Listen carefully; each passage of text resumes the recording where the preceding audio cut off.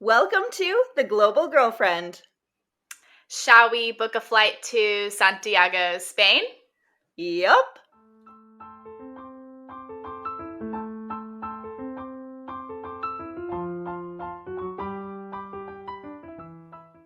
Okay, welcome back to The Global Girlfriend, everybody. My name's Brianna.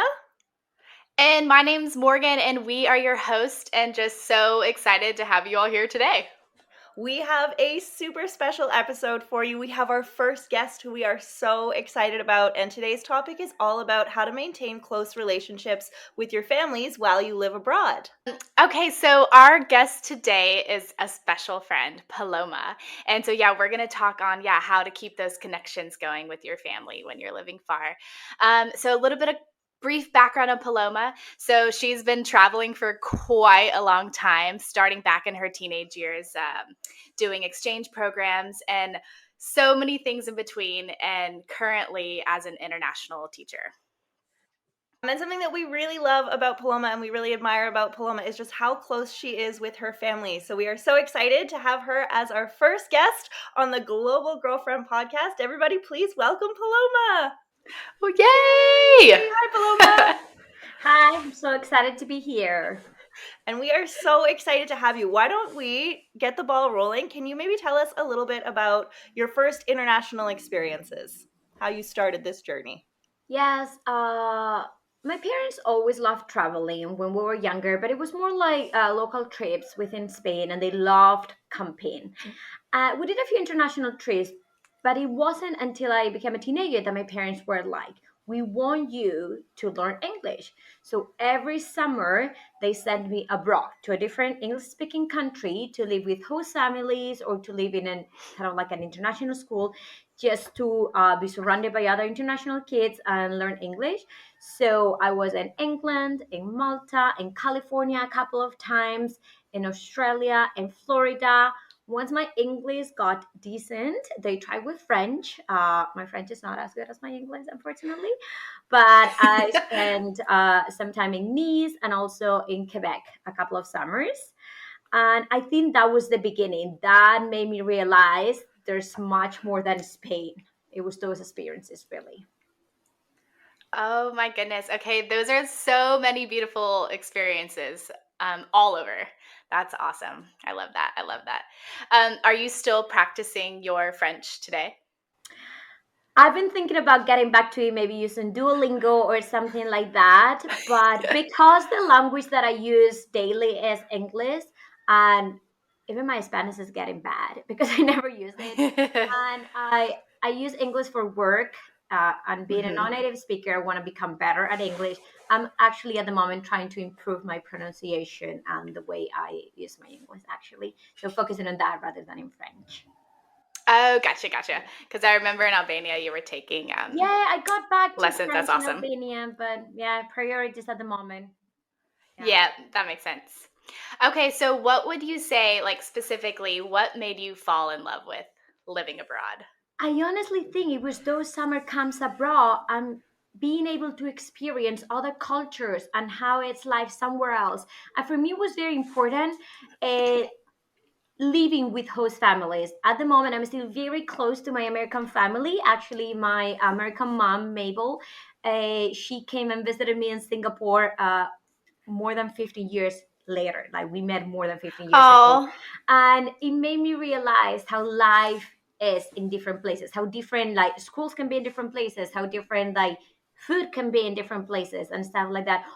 Also, I mean, only from the perspective of a teenager, but I think that made me realize I want to experience this. This is exciting. This is different. I learn a lot. It's stepping out of my comfort zone. It's fun. It's this adrenaline.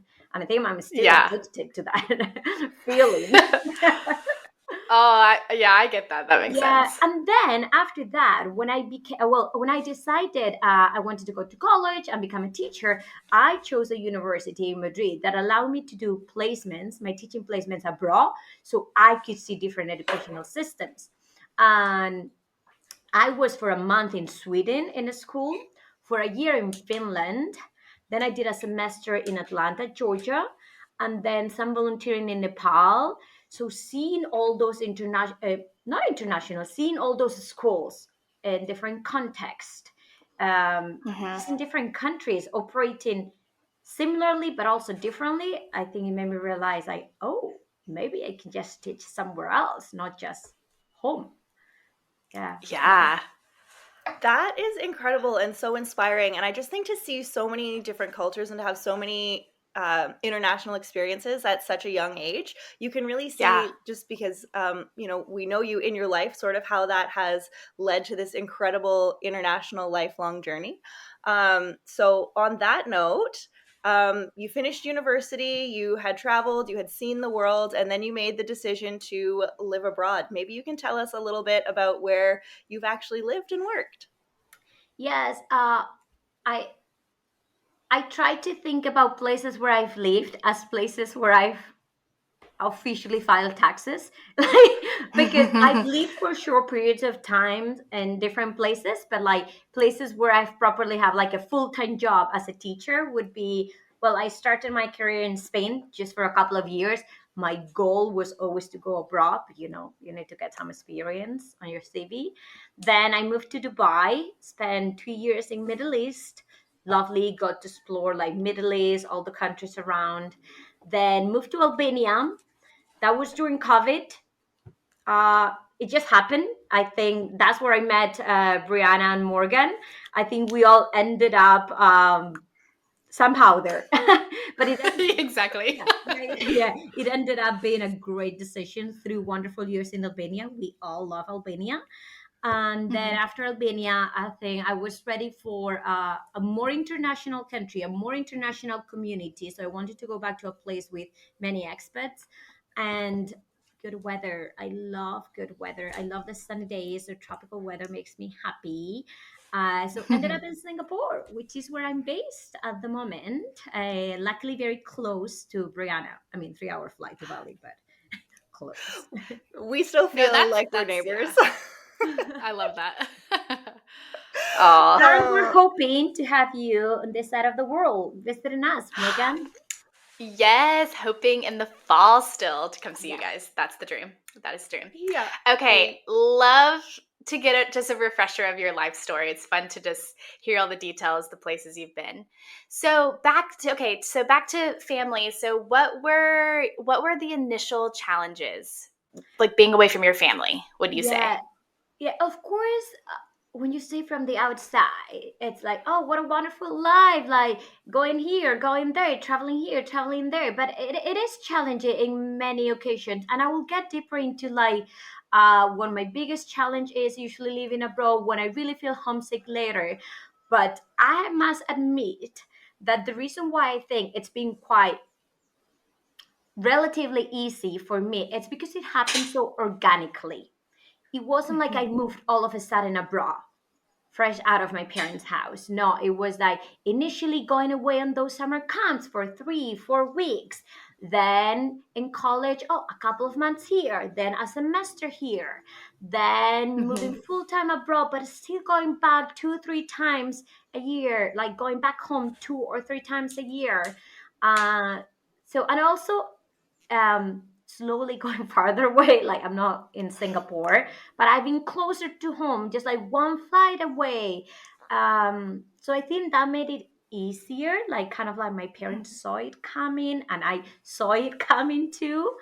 Um, so those strong bonds. I never thought that being far would be compromised. Yeah. I love that. And that's something that we sort of talk about a lot on this podcast, is the idea that you don't have to change your life all of a sudden, all at once. You don't have to move from North America to Australia. You can Yeah. start by moving even across your own country and slowly easing into it. Yeah. So thank you for giving us that And the time zone experience. helps. For the first international move, I think that if you try to stay in the same time zone, because I remember when I did my summer camps in Malta or UK, if I wanted to call my parents at any point, I mean, you really couldn't because I didn't have a phone or a laptop. It's those times when you had to go to a place, put a coin, and kind of internet. But it was kind of like easier once you go to California or Australia, you might want to call your parents and they're not up. Which I always knew, if there's an emergency you can call, but it's better to know that your friends and your family is on the same time zone, I think, at the beginning. At the beginning, Yeah. I totally agree. And I would say Yeah. even now, Paloma and I both moved from Albania to Asia at the same time. So many times I've been so thankful that you and I are in the same time zone. You know what I mean? And both of us have been 100%. traveling. We've been traveling for years at this point, and it is really good to have someone, you know, that you trust, that you can connect with in your own time zone for those 100%. emergencies when you really just need a friend. Yeah. Let's Oh, get yeah. into, because we just think that the relationship you have with your family is so amazing. What are some strategies that you have used or developed to stay close with your family? Yeah. Well, for me, video calls, but there's always time. Sometimes I call them when I'm in public transportation, just on the MRT, or while I'm ironing. I love calling someone when I'm ironing, or while I'm cooking. I mean, I don't cook that often, but when I'm doing some of the house chores, that's a great time to call. Because we have a busy life. You might not have time to just sit down and call, but just do a quick call. There's always time. Um, Voice notes instead of texting, it makes you feel closer. Like sometimes when they send me a voice note, especially my nieces, I will listen to it Oh. several times. It's just more personal than a text. I send so many photos, not only to my family, to my friends too. I'm just such a photo person. But it doesn't have to be just big moments. Like I recently went to India and I sent all the pictures to my parents. But also, last weekend I bought a new backpack. I'm 33. I really don't need to show my parents my new backpack. I sent it to my mom. I want her to see Oh, my I love that. or is I wake up in the morning, there's a cockroach in my toilet. I live in a ground floor unit in Singapore. I might send a picture to my mom and say, "That's a cockroach here. Is she gonna fix it?" No, but I like to keep her informed and involved. So it's Yeah. small moments too. Yeah, uh, I love hosting. Um, Unfortunately, my parents, for different reasons, cannot travel, like do big trips and come visit. But my sister has visited me in Dubai and Albania. Not in Singapore yet, but she has two kids now, small kids, so it's a bit harder, getting trickier. Um, Another thing is I visit whenever I can. Usually try to go home Christmas and summer. It's expensive, of course. It's time, but for me, I see it as an investment. Going there and reconnecting with everybody and recharging my family batteries. And the last one, and I think this is very important for me, is getting them involved in any decision. I go through Mhm. recruitment every time I decide to move to a new country, to pick a new school. And it's a tedious process. It's a long process. It's exhausting. So whenever I start considering, like, oh, what if I move to this country? I will share it with my parents, and they love doing some research about the country. I know they're always very supportive, so I don't mind sharing it with them. I know they're not going to say, don't go there or go here. Or like if I decide, oh, tomorrow I have an interview with this school in Ethiopia, I send them the name so they can look at like the videos online or like get an idea of where I could end up. So I think they like that. They know what is happening in my life, although they're very far away. Yeah, that makes sense. Okay, those are all just such great things. And you're just, one, you are just such a great host, I will say. And two, also just you're so good at just maintaining relationships and seeing it with your family. And even, I think, Brianna and I, just as your friends, experiencing that. So super special. Okay, so what does it look like maintaining closeness with your nieces?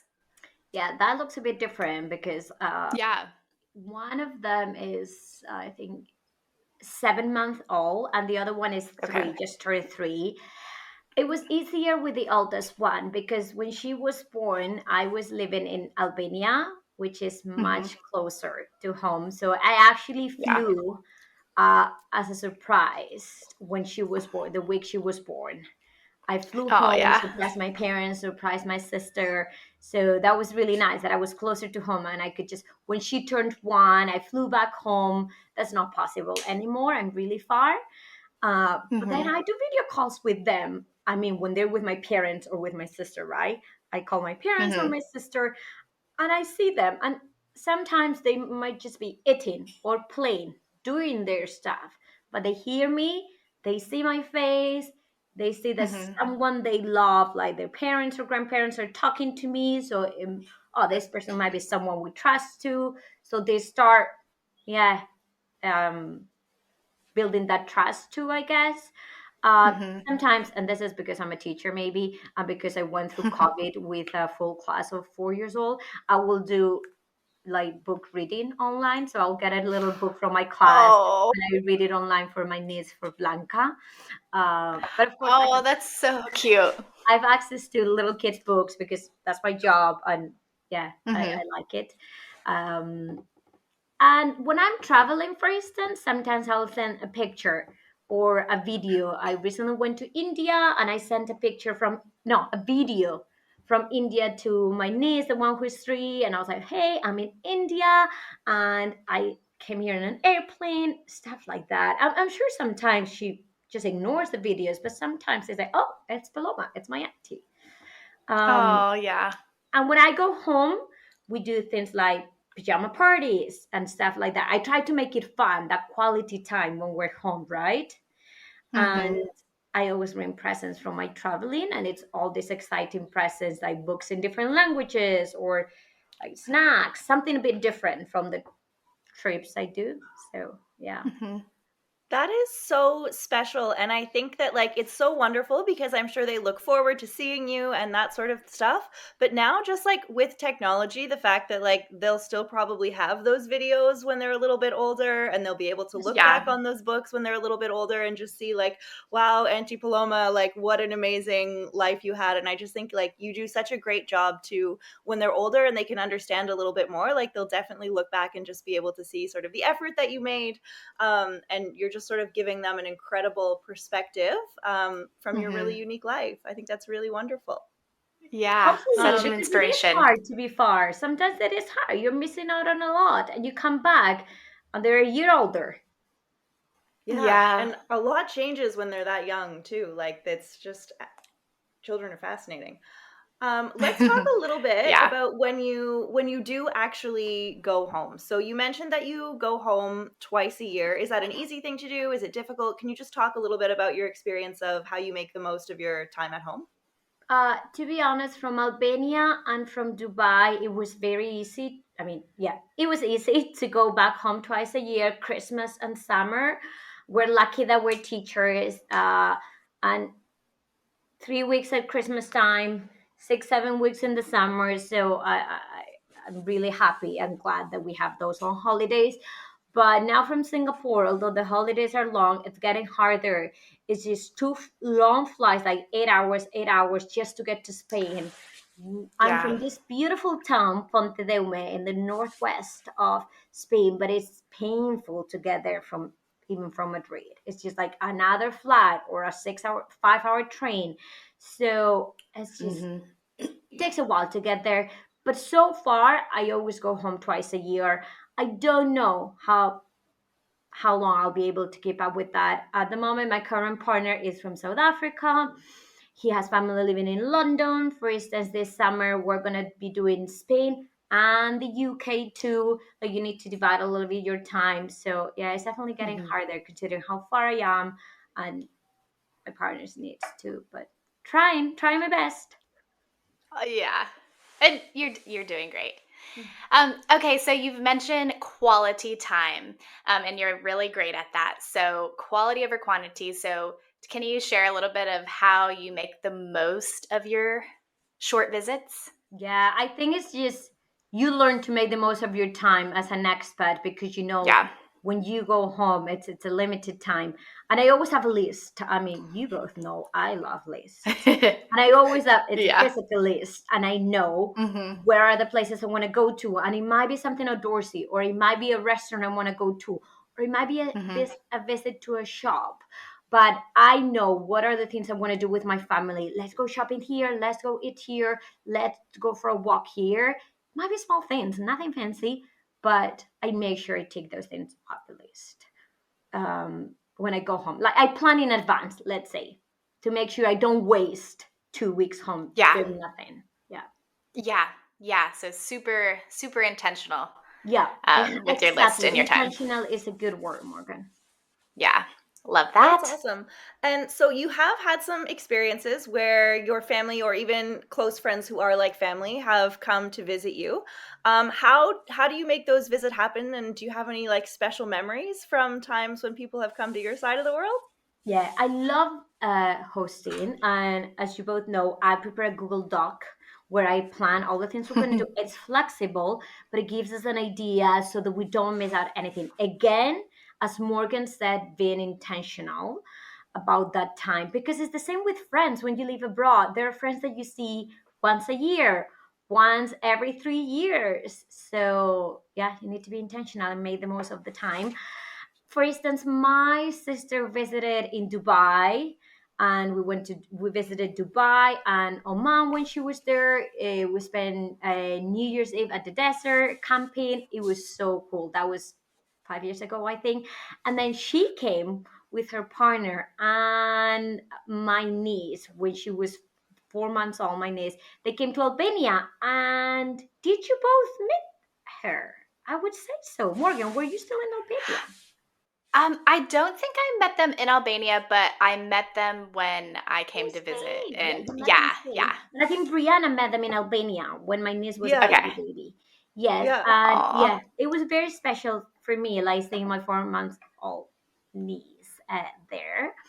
But yeah, the visits from the family, as I say, are getting harder. Parents are getting older, and my sister now has 2 kids, a little baby. So I'll continue to host friends. Yes, love that. Okay. So I feel like living abroad, well, I guess life in general, there's a lot of emotional ups and downs. And Mm. I think, especially with living abroad, it's, a lot of extremities. And being far from your family and your home country, there's moments and different things that are missed. So, can you like share a little bit about some of those things? What's that like for you? And how do you cope with it? Yeah, it's a roller coaster living abroad, I think, because the ups are very high and the downs are very low, I would say. For me, one of the things that I do is I don't like that I miss birthdays. So for birthdays, I try to send something to my family and we open it together. So we open it during a video call. They do the same. My Oh. birthday is in August, and when I pack my bags during the summer, my mom would always squeeze in a little present, and my sister does it too. And I open it on my birthday from Oh. Singapore or from wherever I am in the world during a video call. So we open it, let's say, together. We do the same for Reyes. Reyes is the big Christmas day where we open the presents. Like we have Santa Claus, Papa Noel, but we also have the three kids, the three Reyes that come with presents. And I also open a few presents with my family on that day. Um, then, for instance, something that's really hard is when tough times. Like my grandma, unfortunately, passed a few months ago, and for me, the calls were very helpful. Knowing that I could call my parents at any time and trying to be Hmm. there to support my mom too. It was my mom's mom. Uh, Moments like that, for me, there's no time difference. If my family needs to call at 4 a.m., I'm up. It's okay. I know if Yeah. I need to call my parents at any time, they will be there for me. Moments like that in my family, the time zone doesn't exist. It's not important. Call at any time. And that is very reassuring for me. Like it gives me a lot of peace Hmm. knowing that when I'm going through a tough moment abroad, I can just call my parents and they're 100% there for me. Yeah. Yeah. Oh, that I mean, that's so special to have that bond and relationship. And I'm so sorry to hear about your grandma. I didn't know about Yeah. that. Um, but I'm so thankful y'all have each other and are able to Yeah. support each other, Mhm. Yeah. even from That's afar. That's really beautiful. And I think, do you ever feel, I mean, you've been at this for a long time. You've spent short bursts of time and long periods of time away from your family. Do you ever feel homesick even after I, all this time? yeah, I don't tend to feel homesick often. However, I must say, when I'm actually sick, and it might just be the flu or a cold, I get homesick and I just want to be back home with my parents taking care of me. Oh, yes, yes, yes. And I think you're going to agree with me with what I'm going to say. It is painful navigating an unknown healthcare system, especially when Oh, you yeah. just move to a country and trying to deal with a new health insurance. And sometimes you need to do all that in a different language, like in Albania. The language barrier was big. Uh, Hmm. and then, for instance, when I was in Albania, it was during COVID. I mean, COVID hit when I was in Dubai, but then I didn't get COVID until was in Albania. Anyway, I got COVID in Albania, 2 weeks that I had to be home. If you've been to Albania, well, maybe things have changed, but when I lived there, delivery of anything, it's not always an option. It's not like groceries and food delivery. It's just not always an option. And it can get very boring and like overwhelming. Luckily, Hmm. community is so important when you're an expat. And everybody in the community, and I was working as a teacher there in the school, will come and bring one day like chicken soup, another day like a puzzle for Oh. me to make, or like bring flowers. So people will drop in things off because it wasn't just that easy to access everything. Like now that I live in Singapore, it's like, oh my gosh, COVID, so easy here in that sense. But in Albania, it wasn't that easy. And those are the moments that you're like, oh, I was just home and my parents were taking care of me. Such a baby sometimes. Oh, yeah. But we can relate to that, huh? We That's how I can am too when I'm totally sick. relate to that. Oh Yes. my god. I know I had dengue fever like last year, and I have even my sister was visiting me. Like I had my sister here visiting, and the whole time I was like, I just wish I was at home. I hate it here. Oh my gosh, yeah. I think dengue is, I can justify that. I've heard dengue is very tough. I mean, I saw you going through that. Fair enough. It's not a But no. cold. Any sickness though is just, it really makes you just feel so, you feel so pathetic, but Yeah. we get through. And we're in it together. We're in it together. Okay. So speaking of parents and and wanting them when we're sick, but so how would you say that your family has supported your international dreams? Oh, they support me 100%. I That's always special. say that they saw it coming. As I Yeah. explained earlier, for me, it was a very smooth transition. As a Hmm. teenager, I'll go abroad for a couple of weeks. Then, as a young adult, exchange programs for a few months. So they definitely saw it coming. And I always talked about it and dreamed about it. So they were ready for it. And my parents, my dad always says, like, you are our eyes and we see the world through you, which I think is very beautiful that he says that. Oh, yeah, He, that's like That's so poetic. beautiful. yeah, we have a family Amazon photos account, and after every trip, I always upload all my photos there. That way, I know they're safe, but also my parents can see them instantly on their big TV at home, and my dad loves going through them. Oh, that's so fun. Yeah. That's so fun. That's so beautiful. What I mean, a lot of times when people think about being close with your family, for a lot of people that means being home for every holiday and spending, Sunday lunches with the family and this sort of thing. For a lot of people, that's what closeness means. How have you been able to redefine what closeness means for you living so far away? Yeah, for me, you just need to prioritize uh, what's good for you, but also in a way that you can still it can still be good for the family. For me, my priority, the life that I want to live is being abroad. That makes me happy. Being an international teacher, that makes me happy. But that doesn't mean I need to compromise my relationship with my family. And again, then I know that I need to work harder and I need to prioritize making an effort to be close to them being far. And that's when all the strategies that I mentioned before, like the video calls, the sending presents, the being present, voice notes, play an important role. Finding the time to do all those things during while I live abroad. Don't know if it makes sense. That's awesome. I love that. That makes so much sense. I guess, we're sort of kind of coming to the end of this amazing interview. But before we wrap up, if you had to give, like, maybe say for 3 top tips for staying emotionally connected to your family while living abroad, what would you say are 3 things that you must do? Keep them involved, as I said earlier. Not only the big decisions, but also small decisions like, what can I cook for dinner tonight? Something small, it's okay. They're going to appreciate it. There's always time for a call. Again, priorities. If you need to call while you're walking back home, it's going to be 2 minutes call, but if it's meaningful, it's better than not calling. And it's hard to visit all the time. It's money and time, but it's money and time well invested. So visit as much as you can. So I would say those are my 3 main things. Yeah. Oh, those are Amazing. three great things. So, what would you tell your younger self or other women about choosing both, about choosing this international life of adventure and also connection?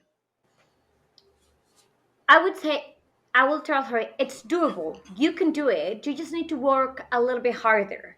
Because if you don't work hard to maintain those connections, they will fade away. And maybe with the family, it's harder that they fade away because family is family. But even with your friends from back home, you need to work to maintain those relationships. So, yes, you can be adventurous and you can love living abroad, but still continue to build and work daily on those relationships, like build memories and meaningful moments when you go back home. And so it's hard, but not impossible. um, and just always involve them. As I said, I keep repeating myself, but let your family be part of your experience abroad. Let them be part of your life, even though you're really far. I love that. I think Me we too. both are just so impressed with you and your life, and we just think that the way that you have let the last 32 years, 3 years play out has been like so beautiful and wonderful, and the relationship you have with your family is really, really inspiring. So thank you for sharing all of these wonderful thoughts with us today. Yes, thank you so much. Oh, it has been so great. And it's so good to see you. Yay!